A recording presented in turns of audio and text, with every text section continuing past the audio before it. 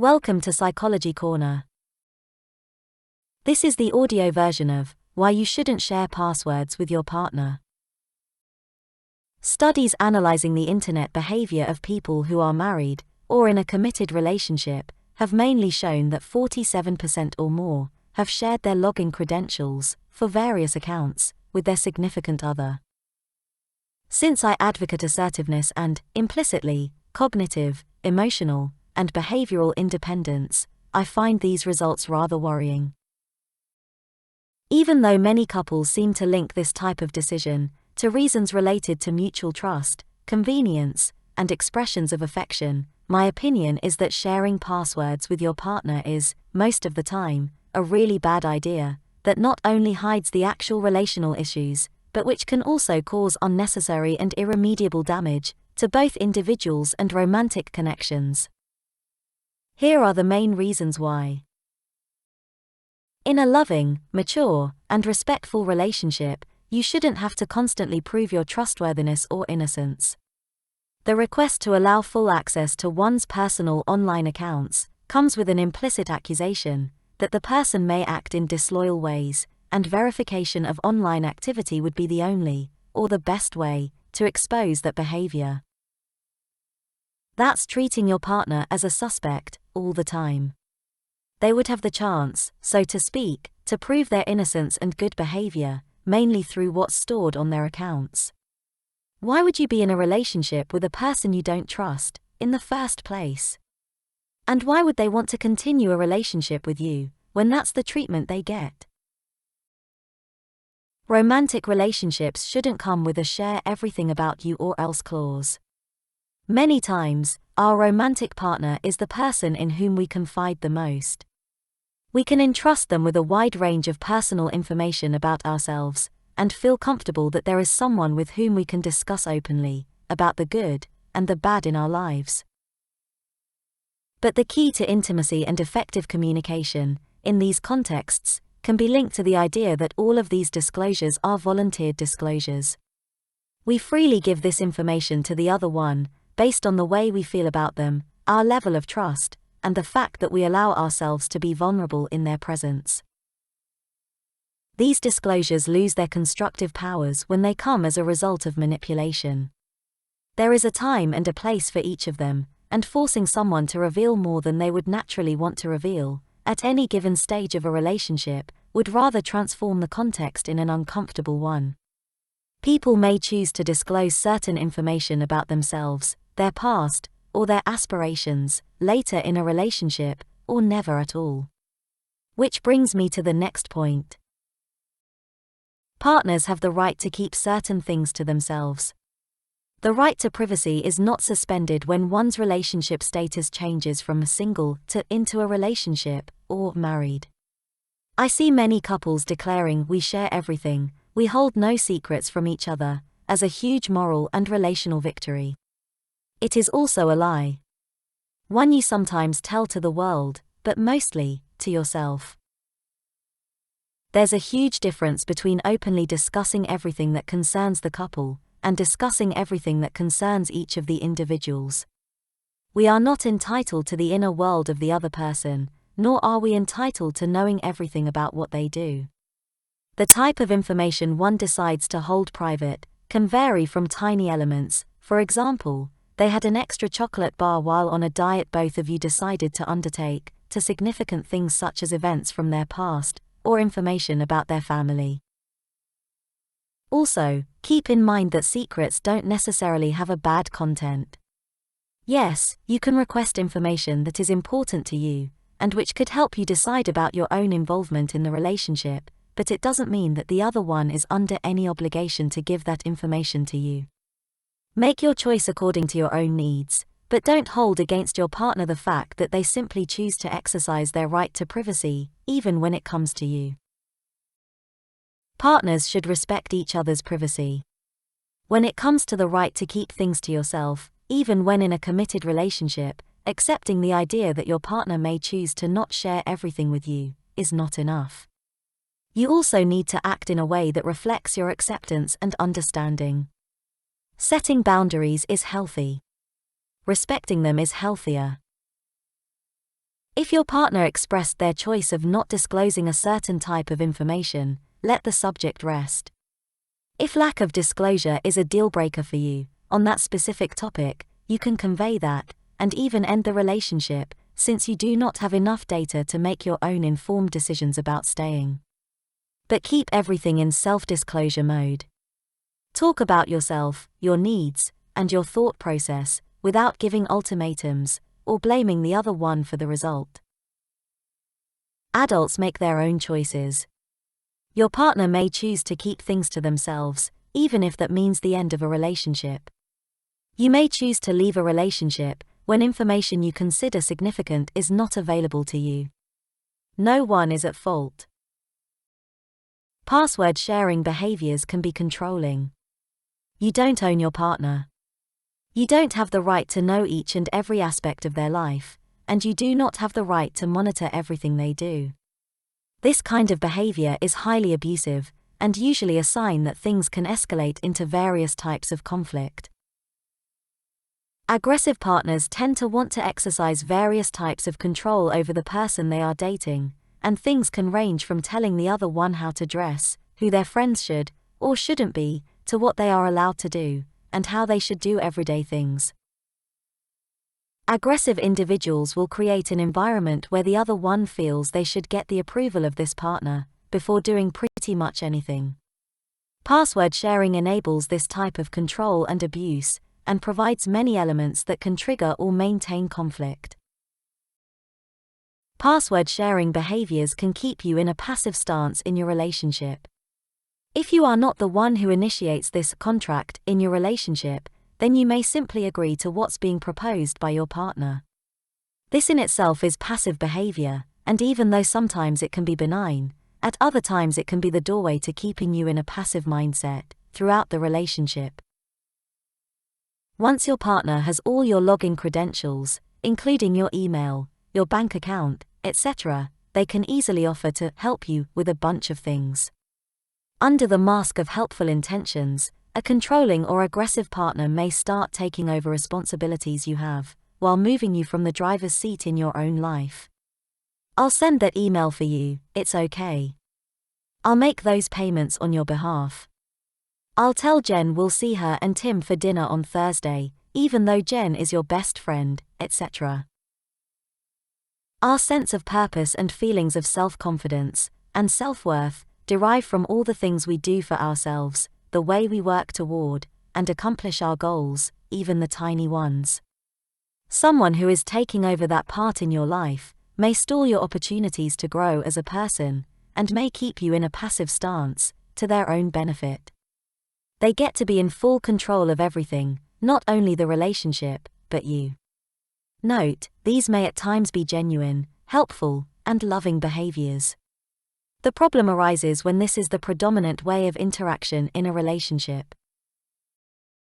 Password sharing is not a foolproof monitoring strategy anyway. If you're thinking that having access to all of your partner's online accounts will definitely give you all the answers you need, especially for what seems to be the main question of those who want this kind of access, is he, she, cheating on me? There's a huge flaw in your plan. The accounts you were so generously granted access to may not be the only ones your partner created. There can be a second phone, a third email address, a seventh social media account, etc. You have no knowledge of them, and obviously, no access. Not to mention that an affair can develop exclusively offline, and there wouldn't be any trace of it on the internet anyway. That's not an effective approach to dealing with relationship problems. You don't share just your present activity, but your past one as well. Unless you've deleted all of your online activity that preceded the relationship in which you decided to swap passwords with your partner, you're giving the new person in your life access to a huge part of your past, previous relationships and private interactions. That's rarely a good idea.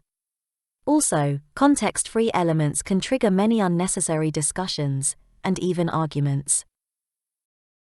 You may be analyzing and reacting to false data. Who we appear to be online may not always match who we are in the in-person interactions we have with our loved ones. Online, or to strangers, a person may portray themselves very different from the person they actually are. Things can be better or worse than the real-life version, but nonetheless, analyzing online content may turn out to be analyzing and reacting to fiction. You expose other people's private information. While you may be having what you consider to be a fully transparent connection with your partner, you may actually endanger all the other relationships in your life. When you give someone access to your private communication, especially phone messages, direct messages on social media, email accounts, etc., you allow them access not only to information about you, but also to information about all of your contacts. And that, at least to me, seems to be one of the worst things ever. Not protecting your contacts from having their personal or professional issues accessed by a third party without their knowledge and explicit consent is really damaging and irresponsible behavior, and risking to lose those connections, a really high price to pay to keep your relationship afloat, and a controlling partner happy. It doesn't matter that the stuff we talk about is really not that personal and important, that your partner wouldn't use that information in any way, that you are sure your contacts would very likely be okay sharing this kind of information with your partner, or that nothing on the internet is private anyway. You should be responsible and worthy of the trust the other people granted you when they decided to share things with you. Ask them or notify them first. Share later, if you really decide that. Consequences can be severe if you share your passwords with the wrong person. It takes time to get to know someone to a satisfactory level. People also change over time. And then there are the bad breakups. Any of these contexts can lead to really bad outcomes, if the person who is really hurt and impulsive, or whom you shouldn't have trusted with anything personal to begin with, also has access to your accounts. From relatively simple things, such as deleting your account, or locking you out of your phone, to really nasty actions such as sending inappropriate messages to your contacts, or post private content publicly, things can go really bad. It can be really difficult to recover from something like this. Why would you put yourself in that situation? Note: I know, my partner would never. You don't know. You may not be sharing your private information with your partner only, but with their social contacts as well. You don't know how your partner is going to guard your login credentials. Whether out of negligence or with intent, your personal data may end up being accessed by people you don't know or trust. If you were to ask me, I don't think someone who is so relaxed about their own private data should be trusted with mine. Because of the main reasons I listed before, I do not consider password sharing a desirable practice when it comes to romantic relationships. At the same time, couples can decide what rules and guidelines would best fit their goals and interaction, what is acceptable, and what is a deal breaker, what they are willing to offer or renounce, etc. So, in the end, your love life is what you make of it. May take a few tries to get all the ingredients right, and you may try the new recipe in the same kitchen, or in a different one, but I think the main goal here is to keep improving that dish you're making. Is it ever okay to share passwords with your partner?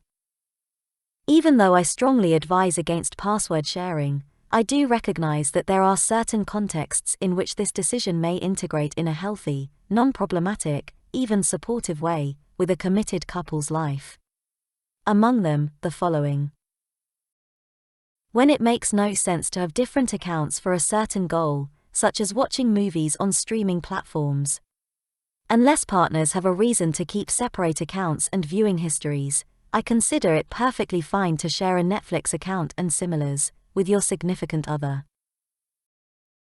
Temporarily, if you cannot access the account and need to perform a task from inside that account, such as having to send an important email with a very short deadline, and you only have the email address of the person you need to write to in that address book. Emergency situations. Obviously, emergencies require special consideration.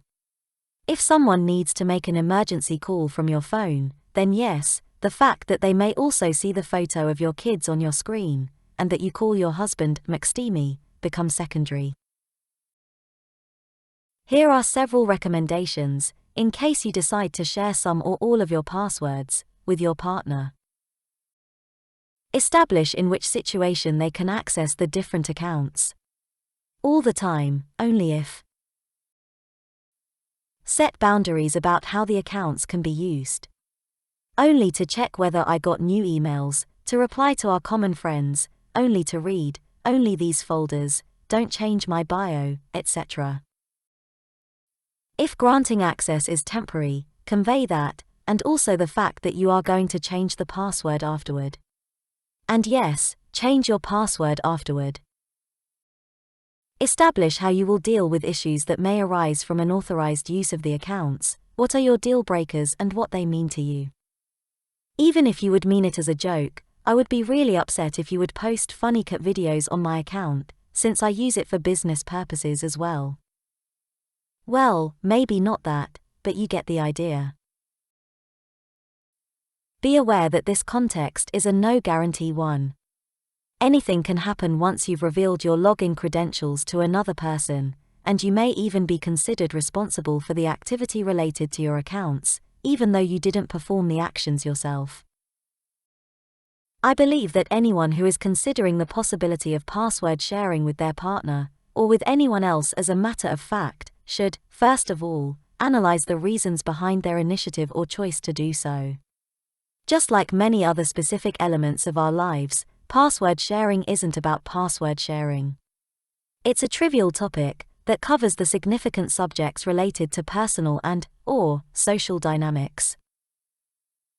The careful analysis of what hides behind this behavior may reveal issues such as aggressive mindsets, immature emotional management, personal insecurities and fears, and many more things that will not get resolved by password swapping, but which can be addressed through other strategies. Among them, self- and couple analysis, and effective communication. My final recommendation would be that instead of trying to know your partner via their accounts, you may want to try to get to know them, and spend as much quality time as you can with this person offline. In the end, even though someone's online activity may offer clues about who they are, the offline version is who you chose to spend your life, or at least part of it, with. And when the two of you have problems, I believe the answers won't be found inside any of your phones, but in your everyday interactions. I would focus on those. P.S. I have no idea why I used that cooking metaphor.